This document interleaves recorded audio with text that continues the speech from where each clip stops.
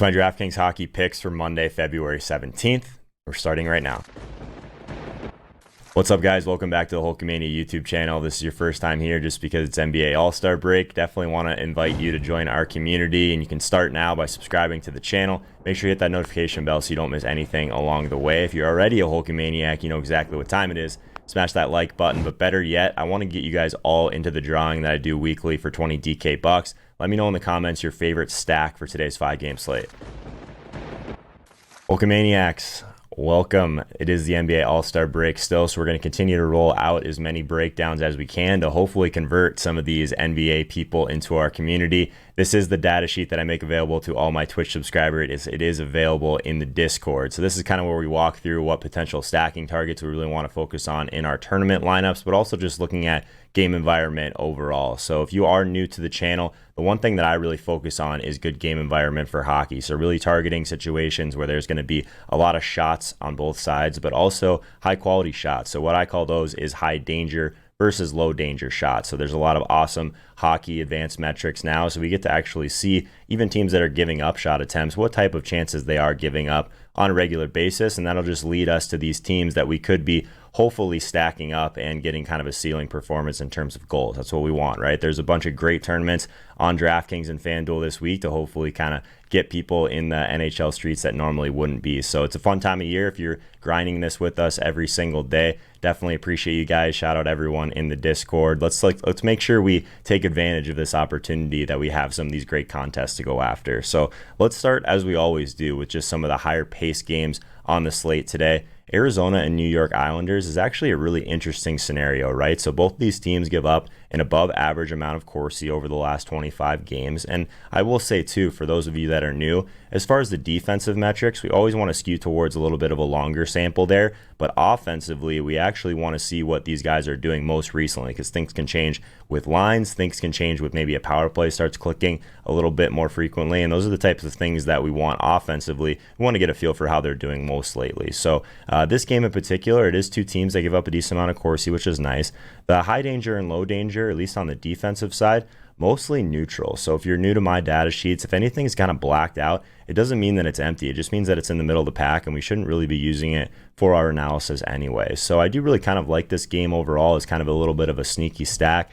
Arizona is kind of interesting. I actually think that the Islanders, if no one's going to be on them on the road, a lot of people just kind of think of Arizona as a matchup that at least defensively, they don't give up a ton of opportunities and they don't score a ton of goals on the other side. But the one thing that I really like about the Islanders, and our community's been on them quite a bit recently, is this high danger number offensively. Over the last 10 games, they're just generating so many high danger opportunities, which is great because I think a lot of the field is just going to be focused on this Corsi 4 number as a team, and it's definitely below average, but there's something to be said for a nice efficiency spot, or at least a nice efficiency team that we know we can stack up relatively easy with the Islanders. They do have some nice weapons on that first power play unit that play a ton of minutes together at even strength and on the power play. So those type of correlation situations are definitely stuff that I like to look into, and if the Islanders are going to go under own, maybe we'll just start with that today. Sometimes we start with what I think are some of the best stacks overall. A lot of times that will be at least somewhat closely tied to the Vegas lines. But this is an interesting spot, I think, maybe as if you're looking for the contrarian spot tonight. I think the Islanders are actually a reasonable target for us. So let's start with them as a stacking target today. And let's just take a peek here at some of these other teams that might be in good situations from a matchup perspective. We talked about that one being mostly neutral. So one of the things that, if you've been following along with us in the Discord, we're targeting San Jose a lot. And a lot of it has to do with this number right here. They're giving up the most high danger chances on the entire season. We know that San Jose is not a very good defensive team overall. And someone mentioned it, I believe it was Cody Huffman in the Discord, about how we shouldn't be worried about facing a guy like Brent Burns or something like that, just because he isn't really an elite defensive player, we'll say that. So I'm not scared of targeting Brent Burns today with maybe the Florida Panthers on the road. Nice team total for even being on the road. What's a little bit unfortunate with the Florida side of things is offensively, they just haven't been playing very well lately. So their Corsi 4 in terms of their overall volume, 51 Corsi, so basically shot attempts over the last 10 games. That's not great. And I will say that it's a little bit concerning as well that the low danger chances that they're generating actually the highest on the slate. So this could be a spot where Florida gets right. I'm just trying to get a feel for where ownership's going to be in this spot, because everyone knows to target San Jose. The problem is, like, is it enough of a get right spot for this Florida one? I think that it's an interesting bounce back scenario for them, and hopefully we can start to see this number right here skew towards more of a high danger opportunity, because we know we have guys on Florida we want to play, right? We've got the first line, but also gets the first power play in general. Guys like Hoffman as one-off plays, or guys that I play a ton as targeting peripheral guys, targeting high volume shooters. So I think Florida is an interesting spot. We'll add them to the list just because this matchup is so juicy. The other side of things, this is probably my favorite spot of the entire night as I walk through the slate today. I actually really like the idea of targeting the Vegas Golden Knights at home against Washington, because of the thing that I like to see sometimes is everyone thinks of Washington as this elite defensive team, and they are a good defensive team for sure. They don't give up a ton of Corsi overall. They've actually been doing even better lately in that regard, but these are the type of high efficiency spots that we can get to at times and really try and hit a ceiling performance. And this is the exact scenario that I would like to see, right? So a team that doesn't give up a lot of Corsi like Washington, but they do give up the second most high danger chances on the slate. And the Vegas Golden Knights actually over the last 10 games have the highest Corsi over the last 10 games, but also just like their team that shoots the puck a lot in general. So anytime I get a high volume offense against a team that gives up a high volume of high danger chances, I do think it's an interesting spot for Vegas, especially at home on kind of a smaller slate, only 5 games. And I do think that, again, we talked about this with Florida,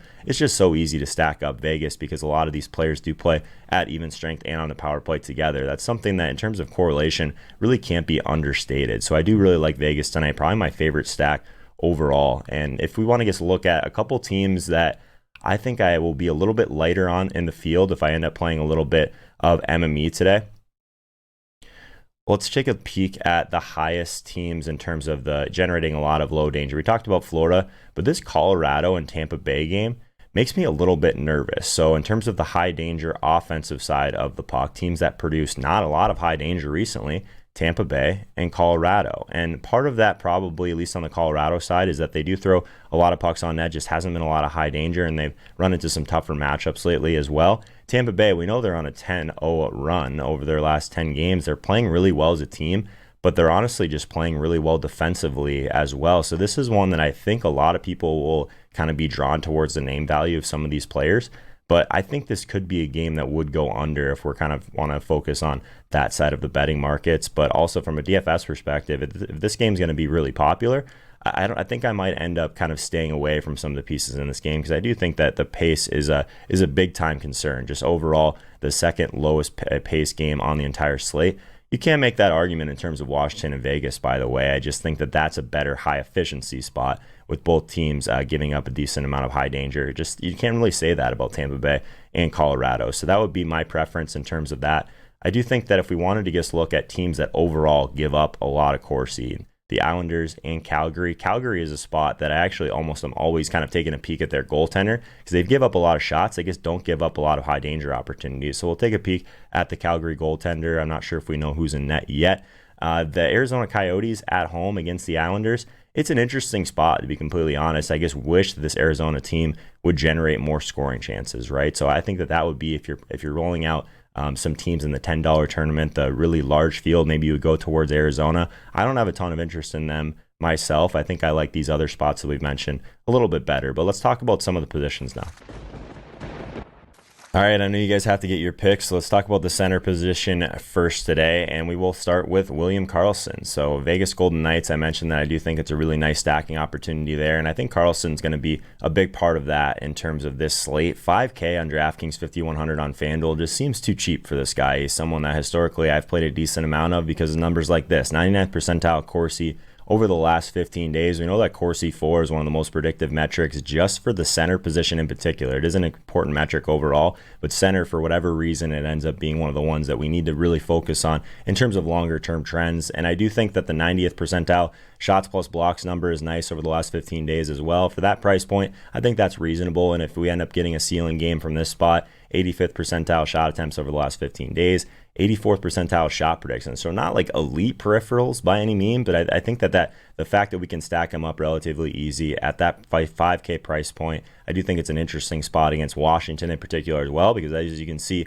on the screen, second highest percentage of high danger chances against on the season and the second lowest Corsi against. However, on the slate, we talked about it being kind of a high efficiency spot, right? So this team doesn't give up a lot of Corsi. The Corsi they do give up is on the high danger areas of the ice rink. So I do think that Karlsson's interesting. The next guy I want to talk about is Mikael Backlund for the Calgary Flames. This is someone that we've been talking about on the Discord a lot, just trying to get a little bit of savings at the center position. He's 4,600 now on DraftKings, so it's definitely getting to a spot where I think we have to maybe take a deeper dive into this to see if it really makes sense. But it is a smaller slate, and it's a tough position as a whole today. I didn't really love most of the centers I was looking at overall. 90th percentile shots plus blocks over the last 15 days, certainly reasonable from Backlund. He does have an 86th percentile shot prediction, so that's a decent type of peripheral guy we could be targeting. And I really wish there were some better options overall, but one thing you can say about Backlund is he has a couple nice correlation plays. Magnapani, we do have Anderson at 20.21 our values, and we also do have Tkachuk at 0.2, so that's pretty strong. Like if there's going to be a spot where Backlund ends up going off,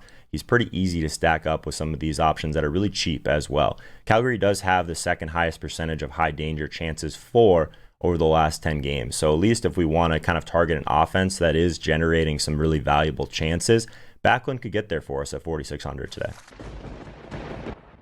Let's talk about wingers, and this is one of the spots that overall I don't typically pay up for just because they don't really give us that ceiling and the floor involved with trying to hit the block bonus. It's just the nature of the position. But Jonathan Marchessault for the Vegas Golden Knights, I think is someone that I would be considering paying up for today. And typically I would say paying up because I think his price tag is normally quite a bit different than this. I think 5,700 was a price tag that really just kind of shocked me today, to be completely honest. So maybe it's because they think it's a tougher matchup, but for the type of ceiling you get from this guy, like legitimate 10-shot upside, I really like the price for Marchessault today. 99th percentile shot prediction, 99th percentile shots plus blocks, even though a good majority of that is coming from shots, of course, for this position. 97 percentile shot attempts over that same time period. But the thing I really like about Marchessault is he is the guy that they're really trying to set up on the power play. 96 percentile power play shots over the last 15 days. So I'm really interested in him today. If we were going to build out a bunch of Golden Knight stacks, 60.3% of the team power play time over the last 3 games is this top unit with Marchessault. So only 14.3% for that next combination that we'll see over that time period. So I really like the idea of going there. They do have the highest Corsi 4 over the last 10, like we mentioned, in a really high efficiency but strong efficiency matchup at the spot. So definitely carries a little bit of risk overall just because they don't give up a ton in general. But I do think that this is a spot where we could see Vegas Golden Knight put up a nice score. Troy Terry for Anaheim. So I mentioned that center is a tough position. Winger is normally where I'm trying to pay down whenever possible, just because it's really tough to hit that block bonus. So if we wanted to try and grab at least a guy that has a little bit of a ceiling, I think Troy Terry is fine at 2,700 in particular if we really wanted to punt things off. 90th percentile shots plus blocks over the last 15 days, 86th percentile in power play shots. That's actually a really nice number for a guy at 2,700 that you can get in the top 6, that you can just get in there. It's a tougher matchup, of course, against Calgary, but I do think that if you want to at least grab some sort of upside here, I think you might get him at low ownership today and really could, if he does get there, 2,700, really sets the rest of your lineup construction up well. He does have a really strong correlation with Adam Henrique if you wanted to add kind of a lower priced stack, a little mini stack. I think that Henrique at 4,400 is interesting. Both of these guys correlate on Anaheim's second line and their second power play unit. And one thing that we talk about a decent amount, and we just talked about it with Marchessault, in fact, is some of these teams really roll out their first power play unit at a really high percentage compared to their second unit. Anaheim's not really one of those teams overall. They're one of those teams that does kind of spread things out a little bit between their 2 power play units. So I think that the fact that Troy Terry is on the second unit doesn't scare me a ton, and I guess like the idea of just grabbing that savings and really getting up to some of the studs today on a little bit of a smaller slate. Like I said, tough matchup at Calgary, lowest percentage of high danger chances against on the entire slate. So definitely a little bit of risk here, but at that price point, if he does get there, like I said, it's really going to set you up well. The defense position was really interesting today, so it's another position that I like to pay up for, especially these guys that I know can get that block bonus for me and really kind of set me up with that type of floor, but also ceiling. So let's talk about Brent Burns. I feel like we haven't mentioned him in quite a while just because the San Jose Sharks just haven't been playing well as a team this season, but I do think at 7,200 on this type of slate, that's the type of peripherals that we can feel good about paying up for. 99th percentile shots plus blocks over that 15-day time period, 99th percentile time on ice. And I mentioned that Corsi is super important at the center position. Time on ice at the defense position is one of those things that really is predictive overall that I try and focus on personally. And I do think that a 98th percentile shot prediction is always nice to have from a D-man. 94th percentile power play shots. We talked about this with Marchessault. You want to target guys that are being featured on the power play most recently. So over the last 15 days, 94th percentile power play shots is a really nice number for Brent Burns. And in terms of just trying to grab that ceiling, I do think that he's an interesting one to attack today. Florida overall does have the highest percentage of low danger chances for, which can help you hit that block bonus. So if they're just kind of an idea of how they get those high danger versus low danger chances, it has to do with where the puck or where the shot is coming from in the offensive zone. But also, if the shot gets blocked, you automatically move down a tier. So say it comes from the medium danger area of the ice, and if a shot gets blocked, that just means that it goes down to a low danger chance. So the fact that Florida is probably either one of two things. They're very perimeter, which is possible because they're not generating a lot of goals right now from even their top line, or they're getting some shots blocked right now because they keep moving down to that low danger percent of their chances. So I do think that Brent Burns does have a good chance to hit the block bonus today for that reason. So I wanted to kind of walk through my thought process there. I do think that Eric Cernak for Tampa Bay would be the guy that I have the most interest in overall in this spot because you can get him at a nice price point. 3,600 on DraftKings, 3,800 on FanDuel. Shout out my boy Nevs, one of the guys that I do one-on-one coaching with. He won the Millionaire Maker in football, for those of you guys that don't know. Really good player, but he's focused on hockey primarily this time of year, and this is a guy that he almost always lands on, so I always kind of ask him about him, and I think that this is a guy that can get you that block bonus, like I said, 96th percentile shots plus blocks over the last 15 days, 89th percentile time on ice, and they just don't really price this guy up because it's tough. Like Tampa Bay, these guys are always really expensive, but you can kind of get access into them like indirectly if you get a guy like Cernak and he gets there with an assist, at least he has a reasonable time on ice floor and peripheral stat floor. So I think I really like the thought process from Nebs when he ends up here on Cernak here. 85th percentile Corsi 4, like I mentioned, a little bit more upside than people probably give him credit for overall. And Colorado, second highest percentage of low danger chances. So similar to Florida in that way, that maybe if there's going to be opportunities for Cernak to hit that block bonus, I really like the idea of going after that. Tampa Bay, second lowest high danger chances against. So really, I guess the pieces fit together for Cernak at that price point for me, and I think that he would make a reasonable one-off if you wanted to kind of be lighter on that game overall and stack up some of these other games that we talked about. Goalie's a tough position, guys, so I have mentioned it before, but I tend to pay up a little bit more than others. What's nice is sometimes when these goaltenders are on the road, we can get them at a nice price discount. So Andrei Vasilevskiy at 7,500, I think it's a really nice spot. Even against Colorado, I don't know if people will really go there, but I think what really matters to me is how well Tampa Bay has been playing as a team. 99th percentile team wins over the last month. We know that they're 10-0-0 over their last 10 games, and just Vasilevskiy at 7,500 for me, the way this guy is playing, it really doesn't matter what the matchup is or if they're at home or if they're at the road. He's the guy at that price point I'm certainly going to have some interest in because it's I mentioned it's a tougher slate for centers. I also actually think it's a really tough goaltender slate as well. I was seeing some of the lowest ratings in my model in quite some time today. But nice price discount, again, like I mentioned, for Vasilevskiy on the road. Tampa Bay does have the second lowest percentage of high danger chances against on the season, and they're at Colorado, who has the lowest percent of high danger chances for. So the pieces kind of fit together a little bit for me, at least in terms of the data. It's never feels great, I guess, to target Colorado on the other side. We know how they have some game breakers, but I would be shocked if this game shoots out overall. David Rittich for the Calgary Flames. I mentioned that I do like kind of to target the Calgary goaltenders just because they do give up Corsi, but they give up a lot of low danger Corsi. So this is one of these guys you would have to pay up for a little bit today, 8,200 on DraftKings, but that FanDuel price, pretty crazy at 7,300. I do really like him on FanDuel today for sure. He does have the highest rated goaltender in my model. It's a gross position today, guys, so take that for what it's worth, but I did want to at least mention that. 90th percentile Vegas moneyline rating, and I do think that that's something, if you wanted to just focus on guys that were in positions to get the win, I think Rittich is one of those guys today on a tougher slate overall, but 90th percentile is not too shabby in terms of targeting a team that's expected to be at least a favorite overall and expected to have a good output. Calgary's lowest percent of high danger chances against, like I mentioned, they do give up Corsi, just not that high danger stuff that we want to avoid for our goaltenders. It is against Anaheim, third highest percent of low danger chances. So we do have a couple goaltenders here, I think, where the pieces fit together, maybe not seamlessly, but for a 5-game slate, it could be worse. Hopefully we can get the NBA crowd to stick around with the community after the All-Star break. But if you want to continue to just learn more about DraftKings hockey and more about how to be a profitable DraftKings player overall, hit the subscribe icon in the bottom right-hand corner, and I will see you guys in the Discord soon.